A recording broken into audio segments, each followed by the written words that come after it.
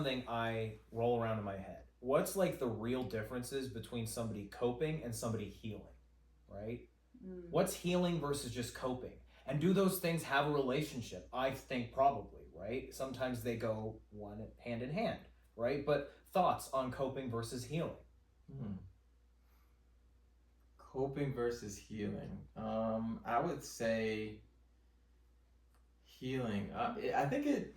I, how long are we coping? You know what I'm saying? Like I think at some point in time, coping allows time for healing to happen. But if if you're coping with something and it's for years and I don't know. It's hard. It depends maybe on what it is they're coping with. Sure. You know. Yeah.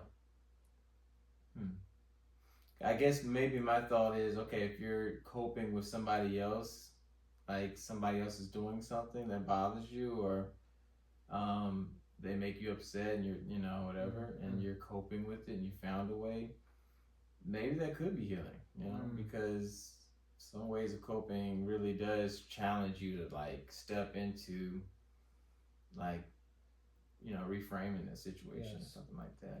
Yeah, I mean, I think the healing process involves coping, right? So, like, those techniques, those coping techniques that we teach, right? Or even grounding techniques, right? Like that we're utilizing in ways to maybe cope with something, yes. But I think ultimately that healing process comes with the ability to cope through those adverse things or those triggers or whatever comes up as we're coping or healing, right? Yeah.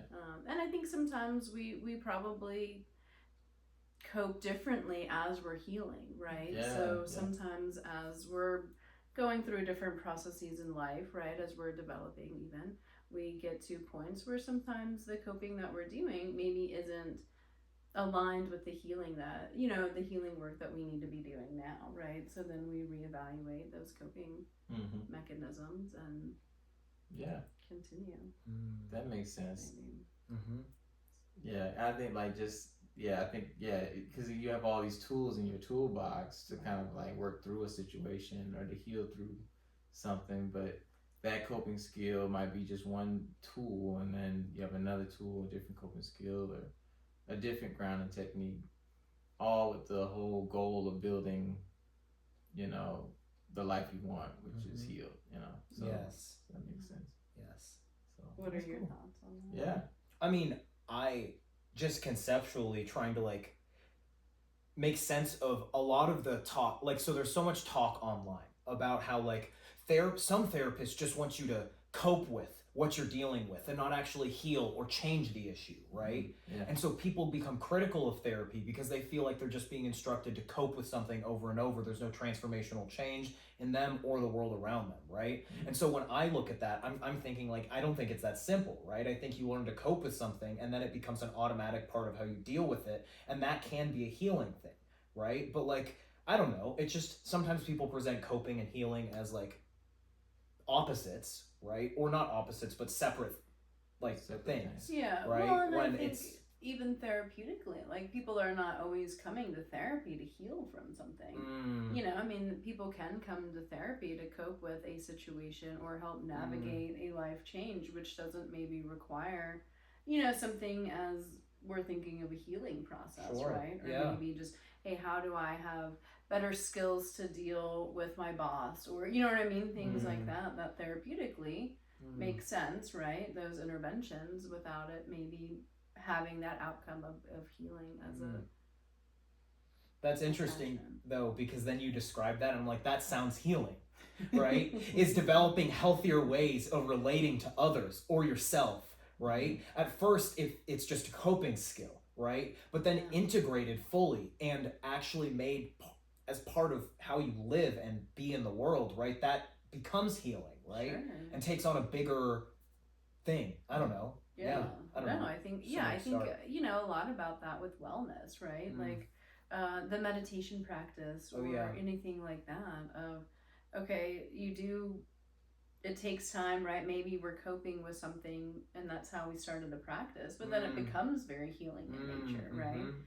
And sometimes we don't really know what we need to heal from until we're coping with other things, you know what I mean? So as those coping things come out, right, or we're utilizing them because of triggers, maybe we're in the healing process. Yes. Organically too, right? Yeah. That's what I was thinking, because like healing looks so different, depending on, I mean, you could be healing and not even know it, Yeah. just having conversations, or just even sometimes when you're just expressing anger, it's like, oh, I'm just venting, but no, you could be healing in the process of that. And it's like, wow. And then having that outlet, having the practice of being able to do that, sometimes it's playing a game. For somebody, it may not be healing. For somebody else, it's like, this is the reliving, maybe something I used to do with the past person or something. Healing can be, it can be happening all the time. I think having coping skills, though, would, like, I think it does create feelings of baseline, like feelings. It's hard to heal when you're trying to survive. Yes. Yeah. Yes. Oh, that's good. Yes. Yeah, it is. It's hard to heal when you're trying to survive. Yeah. And maybe that's where some of those coping skills come in, right? When we're surviving a lot of the, because when we talk about healing, we think those coping skills are healthy. You know what I mean? But certainly a lot of unhealthy coping skills is what brings people, to us ultimately anyway, right? But if we're doing that, right, the unhealthy way, and then, that creates other mechanisms that need to be modified or changed that maybe are not aligned with the healing process at that time, right? And then when we reevaluate that, I think that like in a certain situation, like that same what could have been a coping skill in that situation is avoidance, and it's like it could be creating more of the issue in that case, right. So I think especially in terms of conflict, like, in some ways, like a good coping skill might be just meditating, or just kind of like taking space. And then, when you get into a marriage, like sometimes it's like, oh, I can't just do that, like you actually have to actively deal with things in a new way, So, well, hopefully. Yeah. You know what I mean? To have that healthy part of it. I mean, certainly that's why a lot of relationships don't work out, right? Is people's inability to modify those things, right? And really to have the insight to say, okay, this is not working the way that I would like, this is not how I see my relationship going. And I bet without the coping skills, to be able to, like, you don't have all the tools that you have, like you need, that healing in that relationship can't happen, because you just are constantly attacked, or feeling attacked, or constantly feeling like in danger, or rejection, or whatever. So I mean, one thing I've told clients before who are having problems in their relationships, conflict resolution, is regulate, then communicate, right? The coping skill to make yourself feel safe, right? You want your nervous system to feel safe. If you feel on edge, you're probably not gonna have an easy time thinking clearly and resolving the conflict, right? But to just cope with that instead of going back to your partner and saying, let's talk about this, that would be avoidance, right? Now you can be meditating all by yourself. Oh my gosh, I feel so healed right now. As your partner's in the other room, wondering when you're finally going to come meet them where they are, right? Is that avoidance? Probably, right? But then if you go from regulating yourself to go meet that person and resolve the conflict, now that's healing the relationship, right? So none of this seems as straightforward as we might present it to be. Like within my initial question, to even see these things as separate is probably not correct, right? There's so much overlap, and there's nuances, and it's like the tools that you're using. How one client uses those tools is different than how another person would. And even the same client in different situations would use the tools differently. So, depending on what resources they have and the environment, who they're talking to, all those things. I tell people that breathing always works. And it's free. It's in any setting. You can do it anywhere. But there's a myth about that working or not, but it always works. It always works. That's the first grounding technique that I always do. Like, and we can always build on that, because breathing is so important. Like, with everything. You know, it's like slow down Yes. and breathe. You know. Well, So, because our brain isn't getting oxygen. You know what I Yeah. mean? Like when we have racing thoughts, like, and this is dramatic, but like our heart rate's going up, so we're breathing like, and our brain's not getting oxygen, so our brain's like, oh my god, I'm freaking out, and then like everything becomes worst case scenario. You know, and so when you can take that minute to really breathe, you get your brain some oxygen, and then you can really go to those thoughts. Okay, what's going on here? Okay, I'm feeling X. Okay, let's handle that part. Yeah. You know what I mean? And then we get out of survival mode by doing that, right? Because that allows us to resolve conflict. Yeah. And, you know, we're in a really good place to be able to do that when we have more control over ourselves. Yes. And I think that's the most empowering tool that we can give a client, right? Is like, everything we have, we can control ourselves. You know what I mean? And that's empowering. Yeah. Even from our physical body, you know what I'm saying? The thoughts are one thing, and our physical body, they all interact with each other. Yes. Yeah. And we don't always feel like we have control over our physical body, but we really have more control than we realize. And so it's like if we can just slow our breathing down, our heart rate, everything slows down, then our brain can function better, like what you were saying. So, yeah. Then we can pull. It's very empowering. Yeah. Yeah, some of these coping skills to get I guess the ultimate healing enlightenment process. Yeah. I like what you said. Like, regulate before you communicate. You know, because people we're all awful at communicating. Yes. When we are all like angry or hungry. When I'm hungry, I just can't.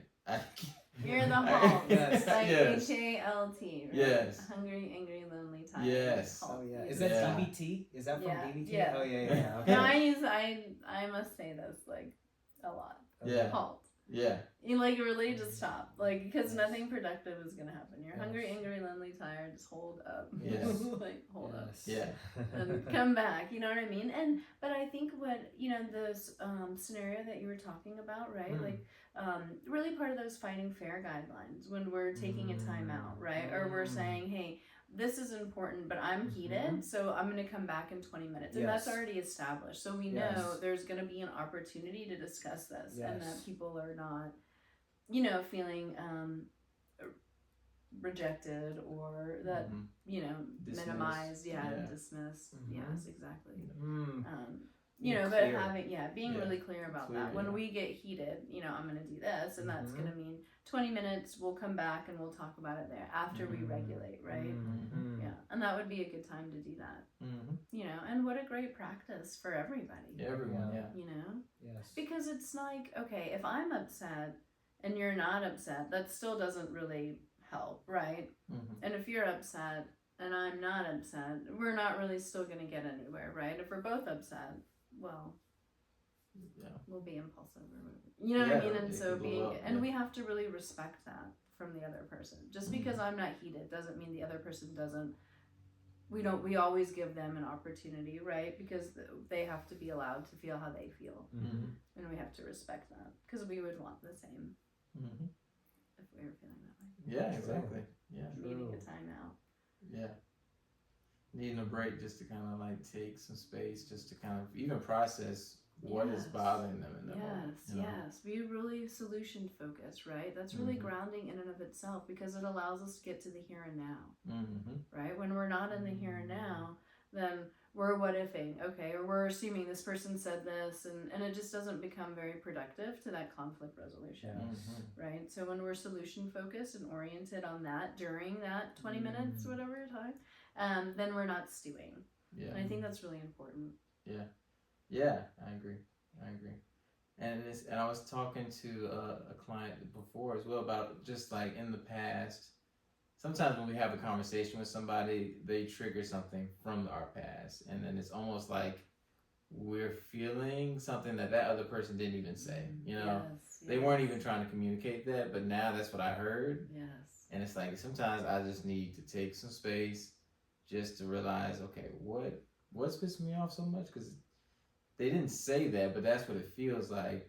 So I wonder if that's even what they're trying to communicate, or if it's just echoes of my past, and if not, then I need to kind of compartmentalize the stuff that I need to continue to work on versus what's happening now, Yeah. Which is hard. It's hard to do. Yes.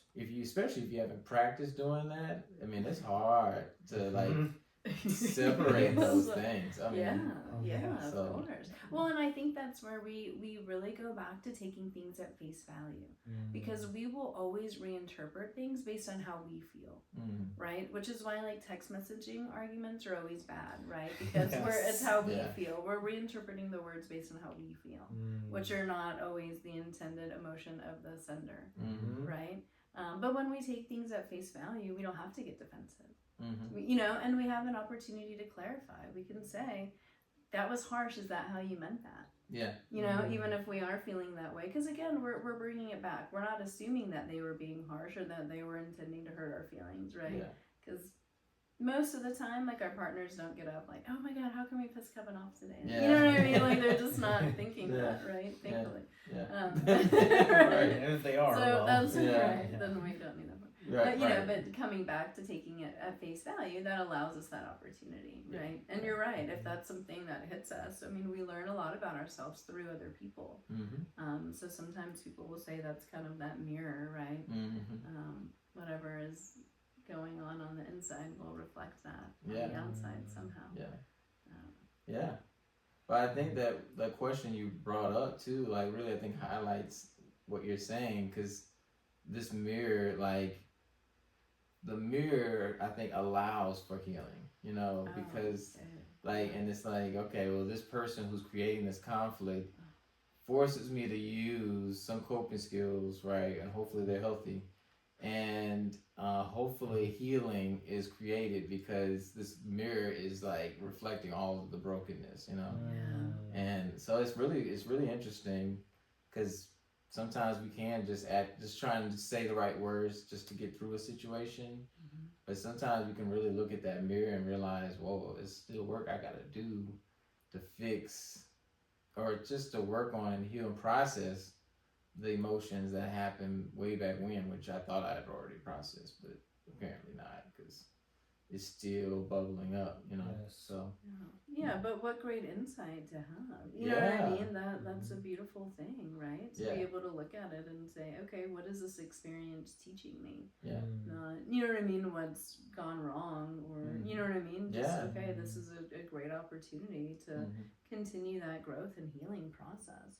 And maybe that's part of it, is like healing doesn't happen in a vacuum, right? I mean, and maybe healing is ongoing. You know, I particularly think about the grieving process when, as we're talking about this now, right? And, you know, that grieving process is ongoing, right? So I feel like kind of that healing goes right along. I don't know, for some reason, you know, it just seems like it really attaches that way. Yes. I mean, and to what you said, right? Like, healing can't happen in a vacuum, because the hurt didn't happen in a vacuum either, right? Put a human being out in the middle of space, right? There's no trauma to that. Also, they couldn't exist, right? So we all exist in a context where we're always, like, all of the pain and trauma and struggles we've had are shaped in relationship to others, right? And so healing will have to happen in relationship to others, right? Inevitably, right? That's interesting. You have to take responsibility for yourself, right? But you can't do it alone. Clearly, right? That's why our jobs exist. I think I would argue, right? That's why every single culture that's sustained itself throughout history has had people whose role was to help others who need healing and assistance, right? No one's ever been expected to do it alone, right? So I don't know. I think, you know, it makes sense. What's the difference then between coping and healing? I guess healing will involve what? Your relationships to others improving, right? Your relationship to yourself, right? Coping is just trying to get through it, but I think learning those new coping skills, that's also healing, right? You're learning new behaviors, right? And if you learn a new way to relate to other people that makes you relate in a healthier, more pro-social way, right? That coping skill is then part of your healing process. I think. So, I don't know.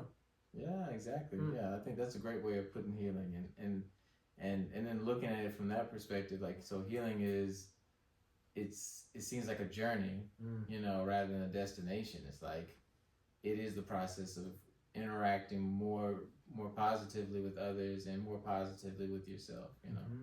So it's like, how can I learn that without going through some challenges and conflicts and trying new things and exploring and being creative, you know, and seeing how these things go together. You know, if I go through it and it does not go the way I wanted it, then how can I use that new information that I have to, you know, chart out a different path, you know? Yeah. So I think that's healing, and not even just for you, but for everyone who you're connected to. Yes. Because they are also, you know, you can now help somebody else not go through the same issues, Yes. you know, Yes. of whatever you're going through. Yes. So. Yes. You know, that's what I think is so powerful about, you know, even group or family sessions a lot of times is that healing process going together. Mm-hmm. I mean, yeah, it's powerful one-on-one, of course, you know what I mean? But I think in that group or that family system is, you know, kind of seeing all those, you know, aha moments at the same time coming through is really great, right? Mm-hmm. Yeah. And you know that these are things like long term are going to make a huge difference in their lives. Not even just the family system that we see, but in, you know, as it relates to their job and, you know, all their other interpersonal relationships. Yeah. You know, I mean, I remember I had a client years ago, this was a long time ago, and he was in my domestic violence group, not court mandated. He was there, and I mean, he was in anger. He had a lot of anger, just a lot of, you know, frustration and anger that would come out in every single setting. I mean, he had relationship issues at all his jobs, all his family members. I mean, it was everywhere, right? Well, he goes through this 24-week program and comes out. Yeah, it comes out. I mean, it was outpatient. It was anyway. So he gets done with the program, and a month later, I have a voicemail, and he was awarded Employee of the Month at his job. You know, and so all the changes that he had made, right, allowed him to heal, I think, and you know what I mean, wholly, right? So he was able to see that in every area of life, right? And so we sometimes think a lot of the issues that maybe bring us to counseling are compartmentalized. Okay, there's just this one thing, but I think, you know, when we talk about the healing process, you know, it really incorporates the whole being, not just like one particular point, you know what I mean, or problem area. So, you know, I think that you know, really allows that healing to understand, well, for people to understand, right? Like this is something that you can embody in every situation. You know, that it doesn't just have to be, you know, these are generalized things, you know what I mean?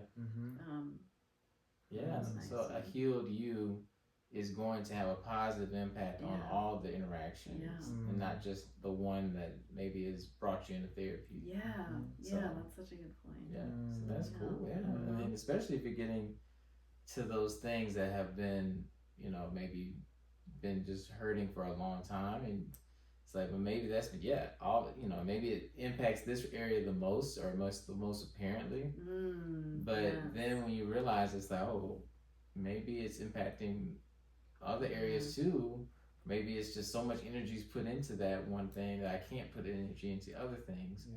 That if it were healed, I could put more energy into work or you know, exercise or whatever.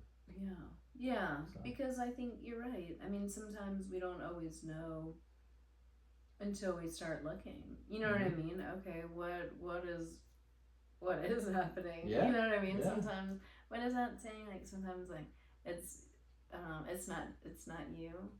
Like sometimes you have to look at everybody. You know, it can't be everybody else. Like you have to look at yourself. I know there's a way that that's said. I don't know, but I was thinking of you're the common denominator. It's kind of the thing. You know? Like you're, you know, like at some point, like it's not everybody else, right? You know, and if we're having the same struggles, which again, we don't always see it. It's not the exact same behavior, so maybe we're not seeing it as the common denominator. Right? And that's a hard thing to look at, but it's having an unbiased person. Just reflect, you know, what it is, your journey. I mean, I'm seeing this happening here, and here. It seems like there's a theme of this, you know. Have you ever thought of that? You know, have you ever noticed it? You know, And for some clients, it's like, wow, no, you're right. Yes. You know, and some clients they're aware and they just don't know what to do, you know, about it, and they just think that they're unlucky or something wrong with them, and it's like, well, maybe there's something that's hurting you, but you know, maybe there's nothing wrong with you, Right. but there is a pattern, and that's clear, and it's unwanted. So how can we change something? That's maybe how you deal with it, and what are we running away from? You know, we can ask those questions to kind of like investigate to see what would you like to do going forward. Yes. So I mean, and I would suggest too that like sometimes it's not that black and white, because some individuals, due to any number of factors, right, are perceived in ways that lead to them being mistreated or discriminated against unfairly, right? You talk about, I mean, I have a client who's a high schooler who has a speech impediment and is on the spectrum, right? Yeah.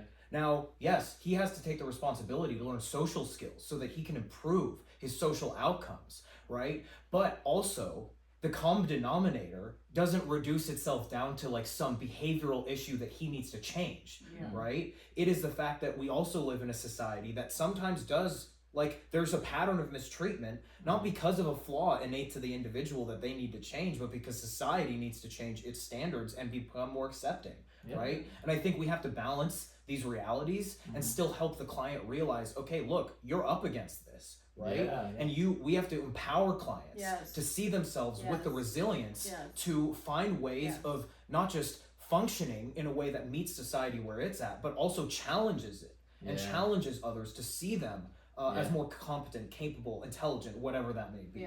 Right? It's a balance for sure. I like that empowering part, because that's, you know, we can't control society and you know, the things that people say and do anyway, right? And so I think part of that coping and healing process for them, and you know, for this client too, is really okay, how do we empower ourselves despite that, right? Like, where does our confidence, our worth doesn't come from anybody else. You know what I mean? And just making sure that everybody remembers that, you know, yes, okay, we are victims a lot of times. You know what I mean? And there, you know, there's nothing we can do about that part, right? But what we do then have a responsibility to do is handle that, and handle it in a way that's not creating damage to other people, or, you know what I mean, creating situations where we're harming others or something, you know?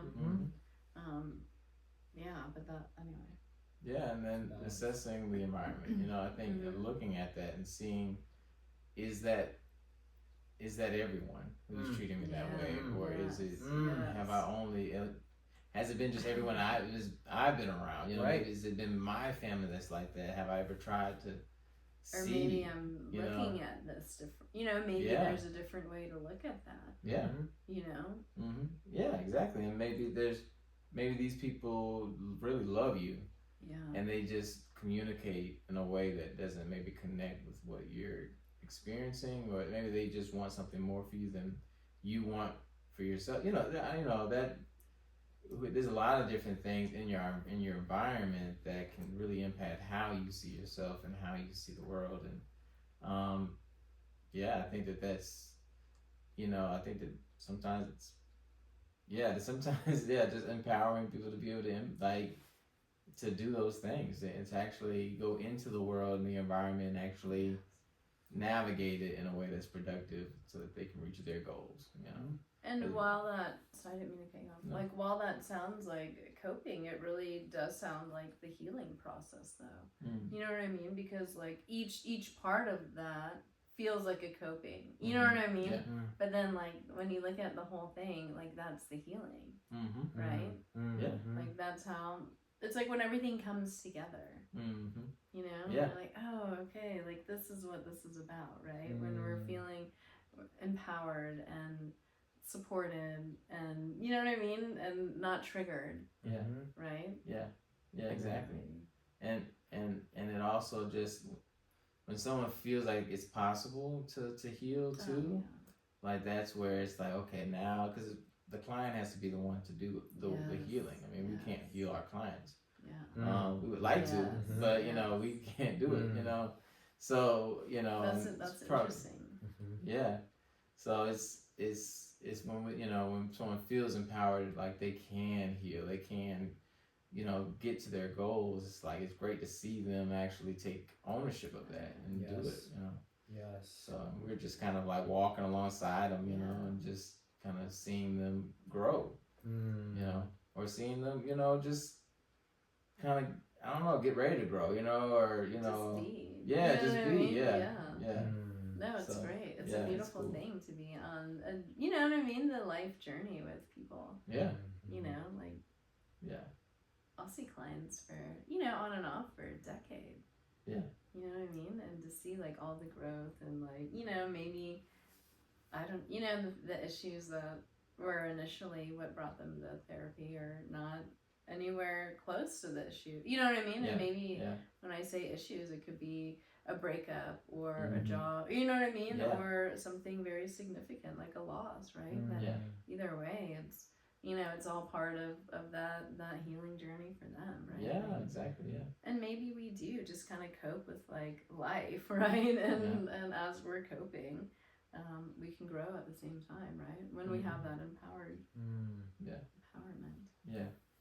Yeah, sometimes coping just feels like stopping the bleeding, for now. Sometimes it is. And sometimes it has to be. Yeah. Sometimes that's what the resolve needs to be. Yeah. You know what I mean? Yeah, that makes sense. Because if you don't stop the bleeding, I mean, you can't. You're never going to heal, right? Yeah, you're always going to be bleeding. Yeah. That's an interesting way to see that, right?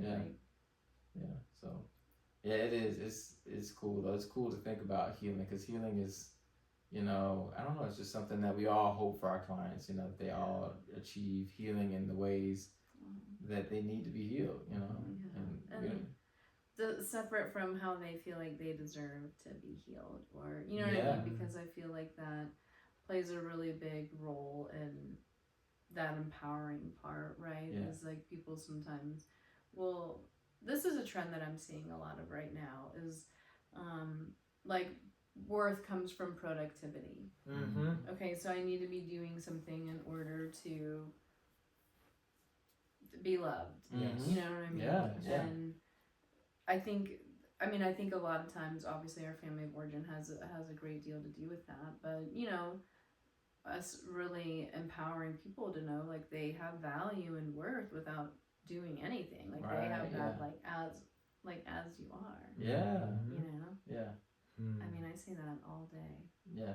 I say that every single session. Like you have worth and value as you are. Yeah. It's definitely important, and I think it's cultural too. Yeah. I mean, think about the society we live in. It's the message is sometimes it's as extreme as if you're not productive, your life doesn't mean anything. Right? Yeah. I mean, how many times, and now I'll talk about policy just briefly, right? When policy discussions, not just amongst civilians, but amongst elected officials, listen to when we're talking about programs to help people in need. How often do you hear on any side of the aisle that the necessity is for somebody to be productive in order for us to help them, right? Yeah. They need to show productivity first before we can provide housing. They need to show productivity first before we agree to pay for treatment plans, right? When we know clinically that's not actually how it is sometimes, right? Somebody needs to feel safe in order to even function most times, right? Yeah. Be psychologically stable in order to show up to a job site, right? But why the focus so much on productivity, right? I mean, I think we all know the answers to that one, right? We don't have to be. But again, that plays a really big role, and then people feeling that you can't ask for help, or that you're a failure if you do. You know what I mean? All those things, right? Okay, I'm gonna just keep doing everything, and now what? Right. Exactly. It's not sustainable. No, it's not. And it's not realistic, Right. And it shouldn't be. Yeah. I guess. Because we can't be productive all the time. I mean, we shouldn't be productive all the time. And so if we're going through trauma, if we're going through, I mean, we try to be all the time, but it's just like even rest, it can be productive, and like a break, all those stuff. I mean, honestly, even when you're talking from a societal standpoint, like if we really did prioritize people's mental health, imagine how much more productive people would be. Oh You my know, goodness. I mean, True. you know, Yes. and so, but sometimes we prioritize one thing over another, and then we we run ourselves into the ground. How many days can I work? And I'm just like, I'm working 50, 60 hours a week, and I have clients who will say that, and I'm like, I know you need to make money, but also you gotta rest too. I mean, how productive can you be for that amount of time? And some people do what they have to do, but you know, it's one of those things when we really do take time to take care of ourselves, how much more productive we can be, and how much more we can maximize the time we have. But yeah, it's one of those things. It's hard when you talk about the government, you talk about society and healthcare, you talk about all those type of things. It's so difficult because people are just looking at returns. Yes. Return on investment. Short term too, not even long term. Yeah, not long term. I need to see it soon, within my 4-year term or whatever. And that's just not. That's not realistic. To start to see that type of trend happen on a large scale. But because you really can't make changes without authenticity. Mm. You know what I mean? The people that are making policies or whatever, or I'm not saying everybody is, inauthentic, but that authenticity is really important, right? Because the greater good is important, and when you're only focused on that return and not the greater good, you can't really make progress. Yeah. Because again, it's like putting the Band-Aid on the bleeding. Yes. Like it's just gonna keep bleeding. Like this isn't. That's not the reason why this is happening. You know what I mean? Exactly. And that's And so that's definitely, it's harder to see change on that level, and I would love to. Like it's one of those things.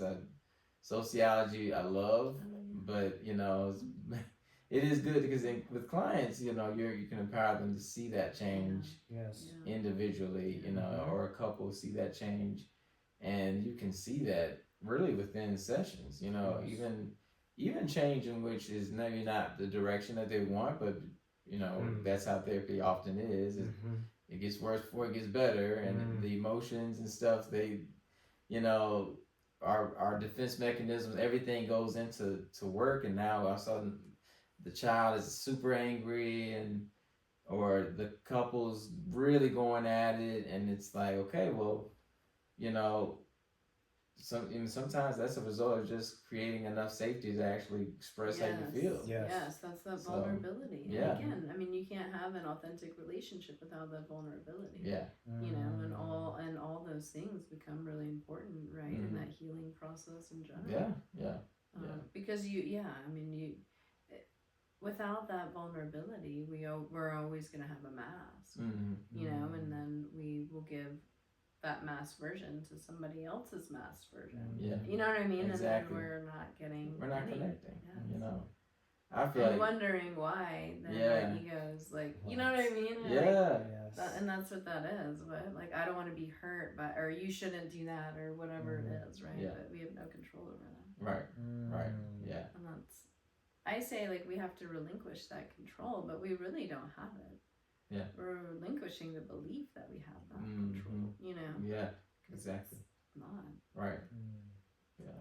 So it's a cool thing to see that growth and change, and facilitate that process of safety where they can actually try things and feel things, and and relinquish some of that control or belief that they have that control. So it's freedom. It is. So I mean, and I would argue individual work like this does make a difference in the big picture, right? If we live in a society that, if we believe, has values that aren't aligned with human welfare, right? Selfishness, individualism, whatever, right? And we're teaching people to be authentic, to care about the relationships, to practice empathy for themselves and others, and see how things are related, right? Like, that is healing just one small part of the world at a time, right? and goes against the negative things we see going on in our society, right? Mhm. And so we have to like see, like you said, Jen, that this is an interconnected thing, right? You don't heal the individual, right? You provide them the safety and they do the healing, right, Kevin? Right? And then that affects the relationships, right? It ripples out, right? Yeah, So it like it's a significant thing to be It's able huge. to provide somebody, right? Yeah. This feeling of safety. Yeah. And then the healing, you stop the bleeding, Yeah. and then the body does heal itself a lot of the time, It right? does. With minimal intervention. Yeah. Just need somebody there to help stop the bleeding. Yeah. Right? Yep. So. Yeah. Exactly. So it is good. And then I think, sometimes when we're hurting for so long, we forget our value, and like as a country, I think even especially as we're all trying to be most productive, not meeting the standard, we may think to ourselves we're not enough. So the more that we have people coming into sessions, into therapy, and realizing, wow, I can influence these things in my life, and I actually do have value beyond productivity, and I do have worth. Oh man, that definitely causes like, okay, you know what, I can actually, I think a lot of what's going on in the world is people are taking advantage of people's low self-worth, and it's like, don't you think you're worth more than what they're giving you? And so I think once we start to get people to realize, yeah, I'm worth more. Yes. You know what I'm saying? I'm priceless. Like my values, it's untouchable. So it's And even if somebody doesn't see that. Yeah. Right. Exactly. Or doesn't respond in a way that we want, that doesn't diminish our worth. And right. Like that's. Yeah.